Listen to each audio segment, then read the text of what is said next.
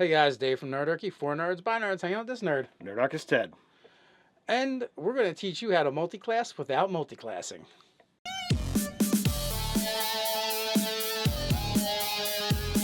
Jump down the description below where you can sign up for Nerdarchy the newsletter, get weekly gaming tips, as well as learn how to game with us.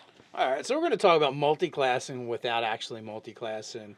One of the nice things about 5th edition Dungeons & Dragons, they give you several ways of doing it. Ted brought this to my attention as a topic to talk about.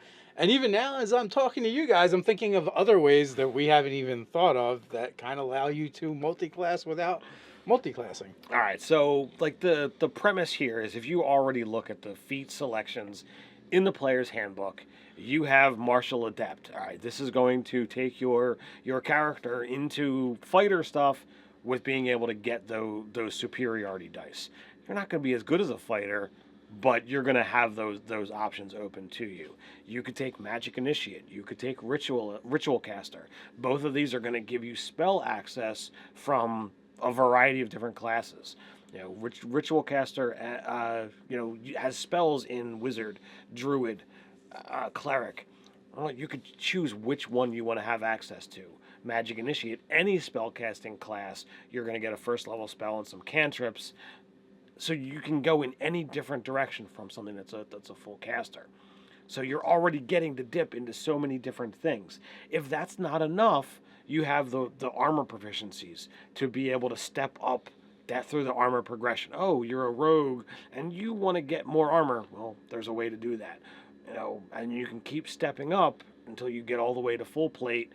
With the heavy armor proficiency. Now, this is where I would kind of disagree. At a certain point, it is just better to take another class because you'd have to take several feats if you wanted to go all the way up. So that part gets a lot trickier, and the tax becomes higher and higher. Now, the other ones you mentioned make perfect sense. Ritual Caster, you just want a little spell casting, that's got you covered. That could do it. And it's a way of doing it without sacrificing levels by having to take Wizard or something else. Not that it's a terrible choice, but if you don't want to digress on your fighting abilities or whatever your other class is, you can do it easy enough. Same thing with Magic Initiate. You can do the same thing. You get a couple cantrips, you get a couple spells. If you were to take both of them, you could be slathering quite a bit onto your fighter or your cleric or your rogue or whatever you're playing to actually show that you're actually progressing and get better at these skills, albeit very rather slowly. Right. It's not on our list, but we could add Spell Sniper because it does offer a little bit more magical might to the mix as well. Martial Adept is another great one. It literally takes a piece right out of the Battle Master, slaps it on any character. And the reason why this is such a better choice than multiclassing is because you don't have to take 3 levels. If you just want that little bit of push, that little bit of thing you're going to do every short rest, it's not bad, especially if you mix it with something like a rogue, Absolutely. An extra die 6 on your, after you just snuck them and then you can trip them, or maybe you need to create an opportunity to get a sneak attack. Right. So, as a rogue, you use a maneuver, you trip them, they're prone, use your bonus attack to stab them with your dagger. Now this is going to get your sneak attack damage on it. So you trip them with the sword, stab them with the dagger. Yeah, so there's some really good reasons to do that. Yeah. If you look at Tavern Brawler, it's not a direct comparison, but it is giving you proficiency with unarmed attacks, which is kind of what Monk does. It's like, well, it does a couple things, right? One, it gives you a stat bump, not bad. So it's not until a loss area. You're going to get to roll a die for damage instead of doing a point, and you're proficient in unarmed attacks. You're now proficient with using improvised weapons. Improvised weapons, thank you. And also, as a bonus action, when you hit with an improvised weapon or unarmed attack, you can initiate a grapple. So it does give you kind of that feel of an unarmed combatant of the monk. It is very monk-light. Now, we've kind of done some, feat dabbling with, creations of our own through the courses of our game. And I know there's a lot of talk against feat trees, but like in our table, it's not that big a deal. So we've got Ritual Caster. Well, we've made the feat Advanced Ritualist, which it doesn't give you any new rituals, but it allows you to take your ritual book and add spells from any spellcasting class to it for that low price of just another feat. Yeah, and I guess I don't know if we did a level. I don't remember what I did with it, to be honest with you, if we did a level requirement or not.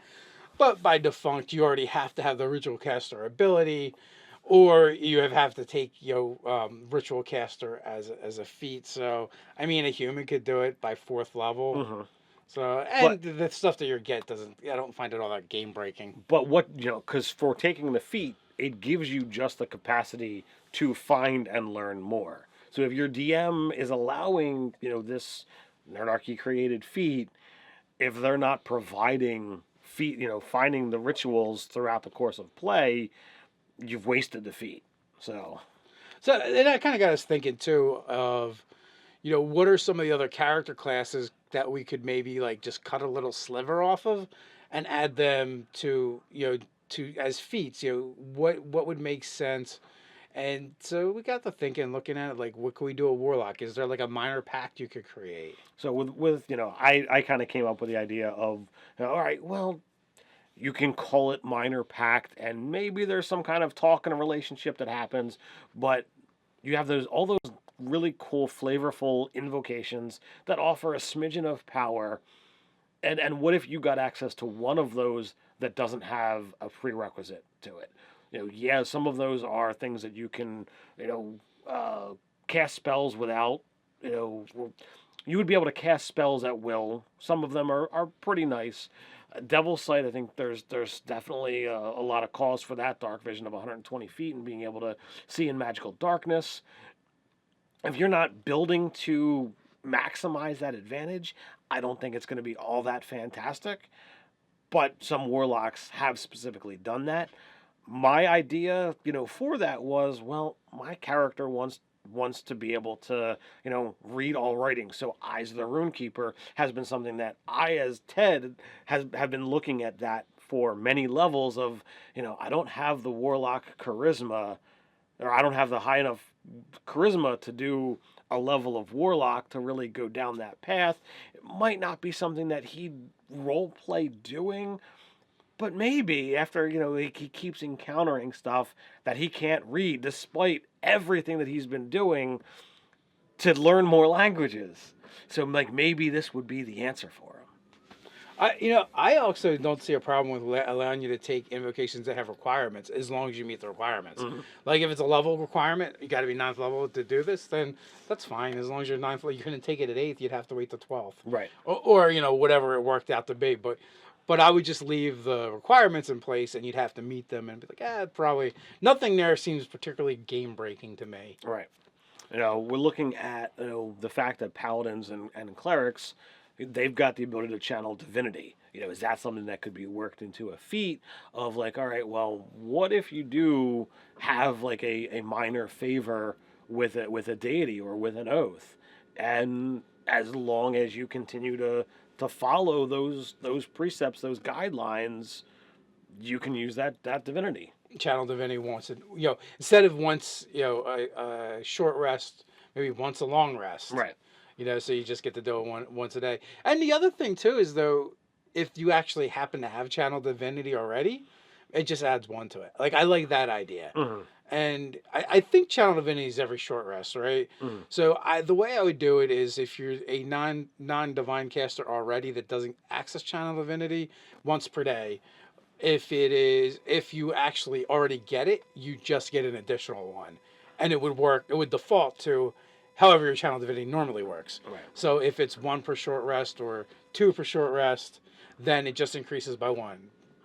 You don't have channel divinity on one of your class features, then you get it once per day. Right. And you could, work with the DM of like, all right, well, what am I allowing to work? Would I get it based off of the base cleric? Would I be able to go into, one of the divine domains or one of the paladin features? There's a lot of different breadth that could be, used with that. And, we're just spitballing ideas here to create a discussion. Well, yeah, I mean, is it the turn undead ability? Is it just one of the features? It'd probably just be accessing one of the features. Yeah, you would get just one when you take the feat, but you'd work with your DM as to what's allowed and what's not. Right, determine. I like Knowledge of the Ages that my knowledge cleric gets, where you get 10 minutes you can be proficient in a skill or a tool set. It's like, oh, in a pinch, yeah, I really need to be able to do this. Okay, I can. That's a good one to have. Or maybe the Oath of Vengeance Paladins, Oath of Enmity. Maybe maybe that's too good. Like maybe it's something we have to play test and look at. But like Ted said, we're just spitballing some ideas. What do you guys think? How do you feel about it? So I know some of you guys hate feats in general in your game, and the idea of a feat tree makes you nauseous. But all that being said, we got a place where we can talk about it down in the comments below. While you're down there, don't forget to like, share, and subscribe. You want to support Nerdarchy in a financial way, you can always head over to Patreon and make a pact with us there. So until next time, Stay nerdy.